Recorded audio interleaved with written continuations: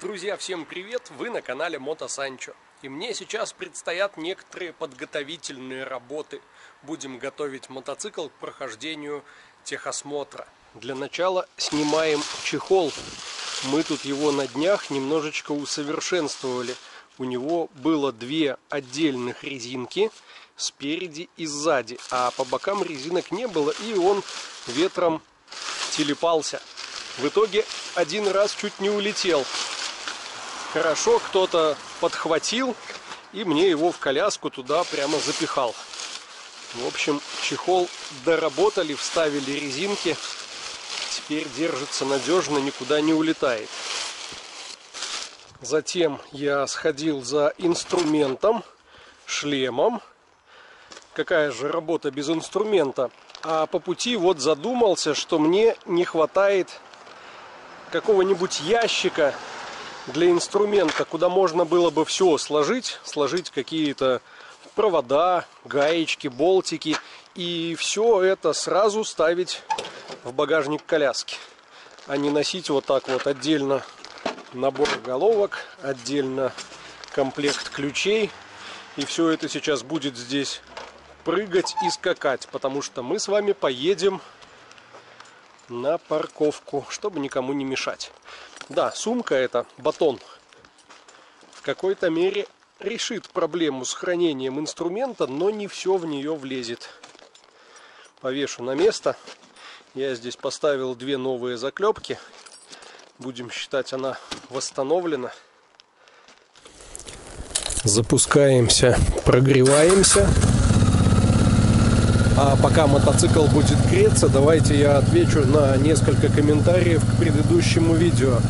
Мне писали, что надо на провод для подзарядки к креплению телефона поставить предохранитель. Так вот, он там есть. Ближе к аккумулятору, где-то здесь внизу, есть предохранитель. И даже в комплекте с зарядкой был запасной. По поводу того, что у меня постоянно работает это зарядное. Нет, здесь есть тумблерок. Он включает и выключает работу. То есть теоретически аккумулятор оно не садит. Вспомнил, что задней у меня нет. Откатываемся одной ногой. В принципе, одной ноги хватает. Ну и поедем сейчас в тихое, укромное место. Мы там с вами уже были, когда меняли антифриз.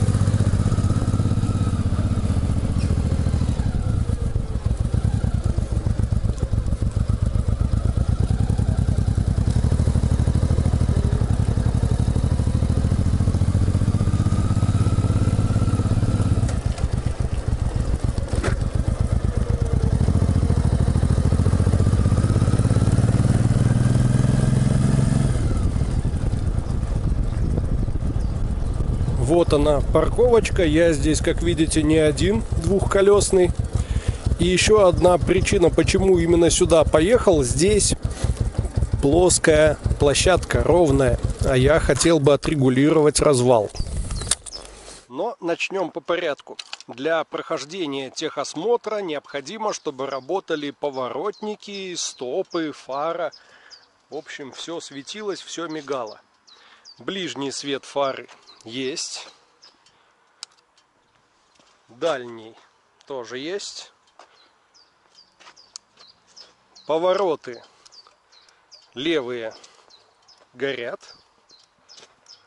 Правые тоже горят, но их у нас избыточное количество. Два на коляске и два на мотоцикле. Вот те, которые на мотоцикле, надо отключить. Для этого я сейчас откручу стекляшки, достану лампочки и на цоколь приклею по кусочку изоленты. Лампочки будут, но при этом, скажем так, будут временно выведены из эксплуатации, чтобы одновременное мигание поворотников на коляске и на мотоцикле не вводило в заблуждение водителей, особенно в темное время суток.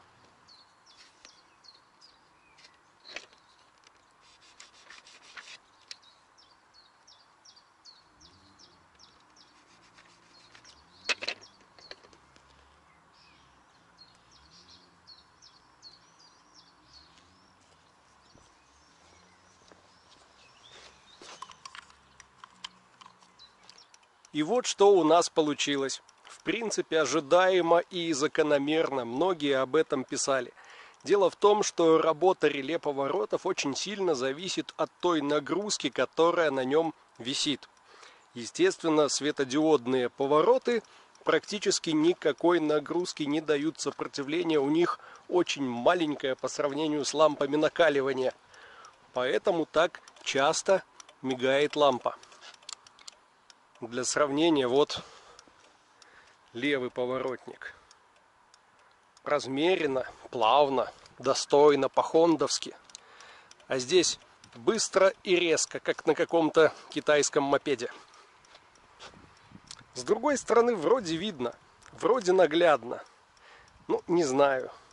Можно было бы уравновесить мигание включением дополнительного сопротивления. Но где же это сопротивление сейчас возьмешь и как его подобрать? Проще всего поставить обратно лампочки, но сделать так, чтобы их мигание не было видно. Давайте откинем изоленту. Возвращаю лампочку обратно, и сразу мигание замедляется. Видите, он там. Оп. Вторую тоже вернем. И вот, кажется, так же, как и левый. Да, нагрузка от светодиодных поворотников настолько маленькая, что система их вообще не видит. От них даже не меняется частота мигания правый и левый. Вот чем же сейчас лампочки закрыть? Кто-то в комментах писал, что можно сшить чехлы на сами поворотники сверху. Но зачем, если можно сделать чехлы на сами лампочки? Отправляемся на поиски материала для чехлов.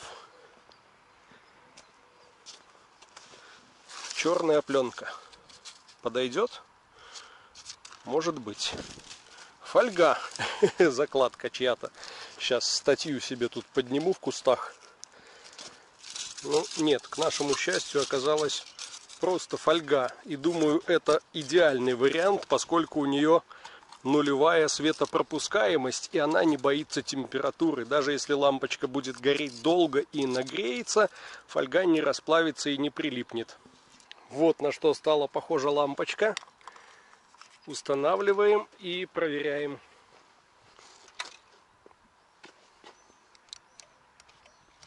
Ну, отлично. Тут мигает. А тут тоже мигает, но ничего не видно. Сзади есть, а здесь нет. Замечательно. Можем закрывать стекляшками. Будем считать с поворотниками. Вопрос мы решили. Теперь стопы. Это у нас стоп ручной. Работает. А это у нас стоп ножной.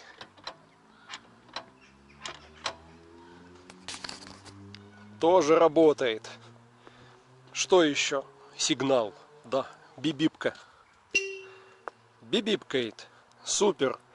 И последняя задача на сегодня — отрегулировать развал. Помните, я вчера ехал, смещаясь на коляску, потому как боялся, что ее поднимет на какой-нибудь кочке. Надо вернуть мотоцикл в исходное положение. 1-2 градуса от вертикали. Дело в том, что после замены покрышки коляска приподнялась, и мотоцикл, соответственно, наклонился как раз где-то на 2 дополнительных градуса. Для этого сейчас откручиваем тут болт и там болт. Вкручиваем эти шпильки буквально на 2 витка резьбы и возвращаем болты обратно. Посмотрим. Жаль, отвес не взял. Ну, может быть, из чего-нибудь сейчас сообразим.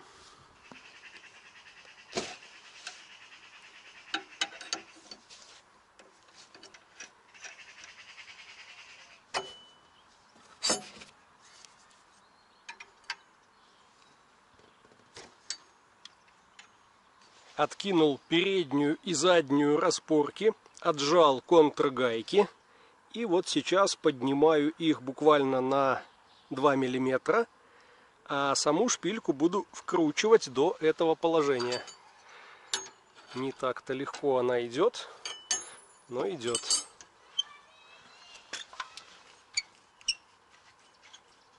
Здесь есть. И точно так же сзади. Многие спрашивали, а как же будет регулироваться развал, если у нас нет шаровых вот этих шарниров? Да все очень просто. Берем мотоцикл, немножечко поджимаем, и все. И вводим наши рычаги в зацепление с ушами креплений.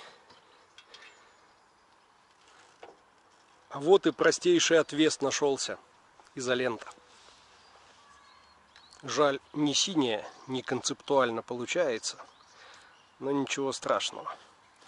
Сверху боковым ребром изоленты прикладываем к колесу, снизу смотрим, насколько отклоняется она от покрышки. Главный, пожалуй, недостаток — это высокая парусность. Ветерок задул, и сразу у нас отклонение уплыло. Ну вот на глазок могу сказать, что миллиметров 6-7 есть.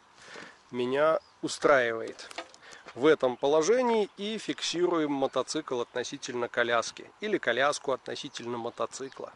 Болты все затянуты, контргайки зажаты, можем складываться и поехать немножечко прокатиться, испытать, как оно сейчас себя поведет.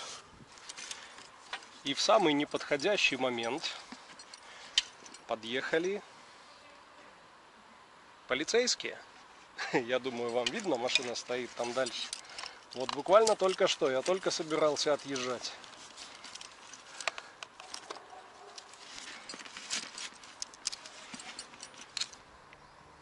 Постояли 5 минут и поехали дальше.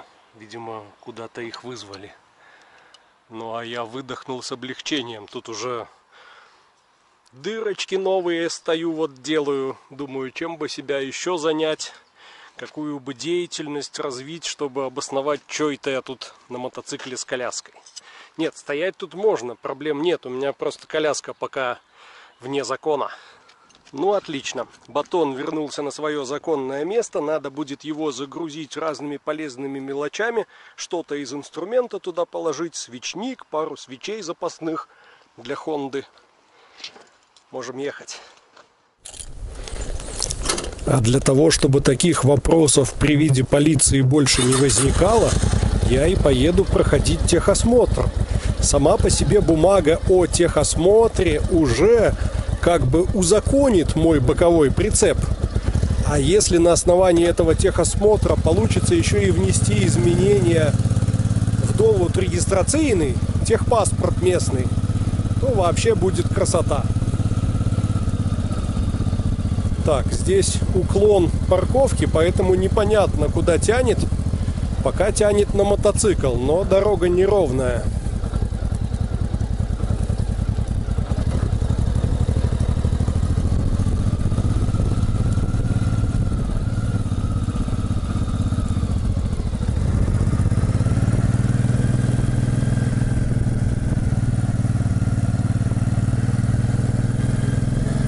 А вот здесь уже более-менее можно судить о управлении. Тоже дорога кривовата, но в принципе руки расслаблены, лежат на руле. Никуда не утягивает, воблинга нет. Отлично, так пока и оставим. Главное, что исчезло ощущение постоянно приподнятой коляски, как будто она вот-вот взмоет в воздух.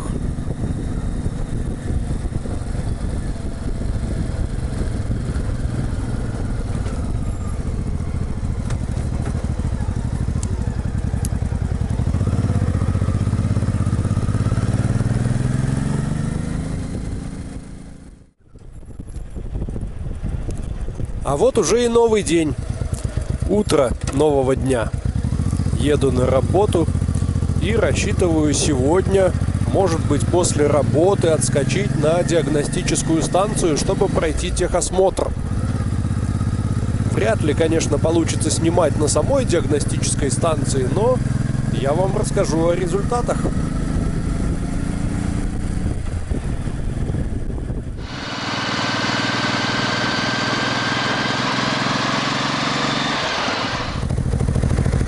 Ну что же, возвращаюсь с работы домой. Сегодня вдвойне приятно. Вечер пятницы, впереди выходные. И мне есть что вам рассказать. Сегодня на обеденном перерыве отскочил на станцию технической диагностики транспорта. Думал, надо проходить техосмотр. Оказалось, все немного сложнее. Надо вносить изменения в конструкцию транспортного средства. И это в Польше тоже делается на станции технического контроля. То есть, по сути, там же, где и проходишь техосмотр, просто немножечко другая процедура. Надо будет сделать снимки мотоцикла, осмотреть крепление, ну, собственно, саму суть изменений технической конструкции, вписать это все в документы, заплатить денежку и все. После этого на основании бумаги о изменении технических характеристик, ведь у нас изменится и количество осей, и количество посадочных мест, и количество колес, и масса, как сухая, так и максимально допустимая. В общем, на основании этого заключения можно будет внести изменения в довод регистрационный, в техпаспорт. Но первоочередная задача, прежде чем ехать на станцию диагностики, необходимо получить фактуру о том, что эту коляску прикрепил не я сам. Дело в том, что здесь я не имею достаточных навыков и не имею компетенции для того, чтобы выполнять такую работу. А все работы с машинами, мотоциклами должен выполнять какой-то автосервис, какая-то мастерская, у которой есть документы и лицензия на осуществление таких операций. В общем, получаем бумагу, фактуру о том, что к мотоциклу Honda VT700 был прикреплен возок бочный, коляска, боковой прицеп.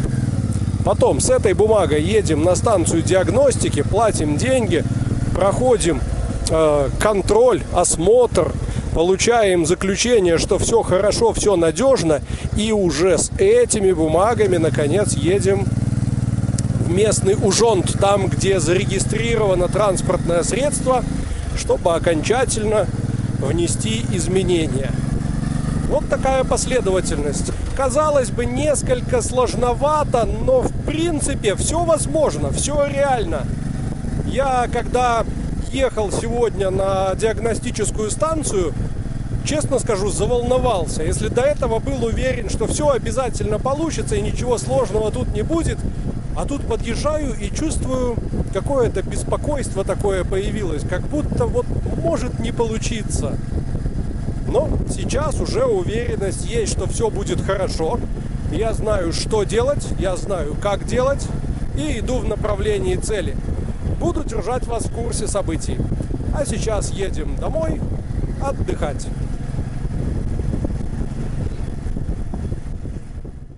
И вот прошло несколько дней. Сейчас утро, я предупредил на работе, что немного задержусь, а сам с папкой, в которой лежат все необходимые документы, направляюсь в Ужонт-Място, в городскую администрацию, а именно в отдел коммуникаций, который занимается регистрацией транспорта. Сейчас станет понятно, не зря ли все это мы затеяли. Побывал уже в кабинете, отправили в кассу, значит, дело будет. Ура, товарищи, дело будет, у нас все готово. Ну как все? Уже внесены в базу изменения, я могу ездить с коляской легально, законно, но новый довод регистрационный будет готов в течение 10 дней. 54 злотых это стоило в плане оформления, еще 140 стоили бумаги по внесению изменений в конструкцию плюс монтаж. В общем, за все про все в сумму где-то от 50 до 100 долларов, думаю, можно уложиться. Ну а я довольный возвращаюсь домой, оставляю документы и поехал на работу. На этом на сегодня закончим. Всем спасибо, всем счастливо и всем пока.